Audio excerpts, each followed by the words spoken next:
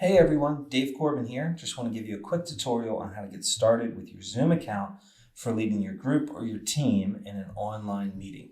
So someone from the LH Groups team or the IT department should have created you an account to give you a license for Zoom, at which point you'll receive this email that says Zoom account invitation. Now, you want to make sure you're looking through all your folders if that accidentally ends up in spam or something like that. If you have received this video but have not received this email, then please let us know and we'll try to resend that to you as soon as we can. Now, to get started, you obviously open this email, and right here there's this big blue button that says activate your Zoom account. You want to click that blue button, and that's going to open up a new tab for you to give you an option for how you can get started with that account. So if you have a Google account already, you can just use that login information as your Zoom login information, or you can do the same with Facebook. If you'd rather set up a separate account not tied to either of those, you can click sign up with a password and go that route. I'm going to choose the sign in with Google option because that just works best for me. And then I'm going to click this account. And it's going to take me to this page. Now, this is where you can begin to schedule your meeting and what that'll look like. So you want to click again this blue button that says schedule a new meeting. And that's going to open up this a set of options for what your meeting will look like. Now, first is what do you want to call the meeting? And so, if you're leading a group and you want to use the same thing you used on your group page to keep things simple and clear, that's fine. You can create something new if you want. If you're doing this as a team leader, you can make it the name of your team. However you want to do it. I'm just going to leave it as my meeting for right now. But you can come down here. The description is optional. You don't have to do anything there, but you're free to if you want. For the when section, you can go here and pick which day you're going to start on. I'm going to leave it on today just for simplicity's sake, and then schedule it for 6 p.m. this evening. Duration, you can put 1 hour. This is really for something that happens later where you can send out a Google Calendar invitation. It just helps to schedule that. You can make it really as long as you want here at that point. The big thing here is if you're going to be meeting regularly, you want to make sure you click this recurring meeting button and then change this to weekly.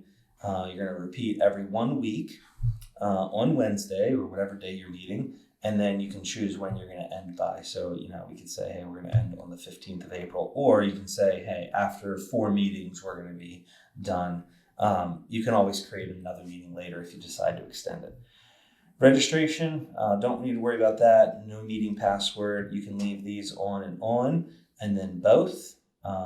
That'll just make sure everybody that joins with video will start with video, and then you can use either a telephone or your computer audio for the audio part of it.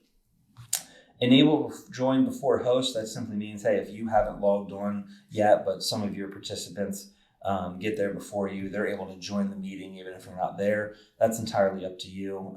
I usually leave that on just because that's what I do. And then I sometimes record meetings, but you probably don't need to do that. I just do that for like group leader trainings and stuff so that we can use it after the fact.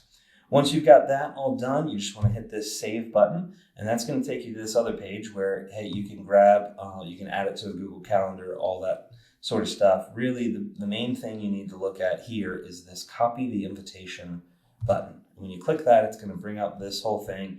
You can copy this whole thing if you want. You really don't need all this information, though.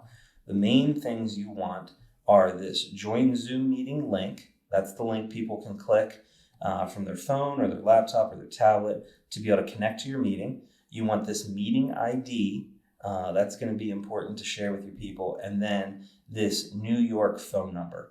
That's the number people can dial to connect to your meeting. And then they're going to have to punch in their meeting ID to be able to connect. But that way they can just call in from their phone if they're not able to do video chat at that time, and they can listen in and still talk as well and be heard. So those are the 3 pieces you really want to copy. Join Zoom meeting, the link, the meeting ID, and this New York phone number where they can call into. Once you've got that, you can put all that into an email to your participants and send that out to invite them to your meeting. Now, the next step you're going to want to take is to go up here. If you haven't already downloaded the Zoom client, you want to come to this resources dropdown, download Zoom client, and then this very first one here, you want to click that download button, and it's going to go ahead and download it for you. Now, from there, you just want to follow if you're on Windows, follow the instructions there. On Mac, follow the instructions there. And you can go through. If you're doing it from your phone, you can either go to the Google Play Store or the App Store to download the client from there.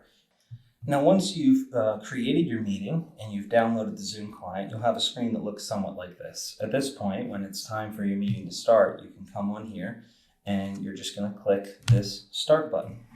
And once you do that, you're going to connect to your call and you're going to have a little group. You have a group of people. Hey everybody. Hey. So this is kind of what your Zoom call looks like. And I just want to run through a few quick things on how to manage the call while you're going through it. First thing here is up in the upper right-hand corner, you have an option to change your view where you can take a look at kind of switching between who's talking and kind of get a big picture of one person and little pictures of other people.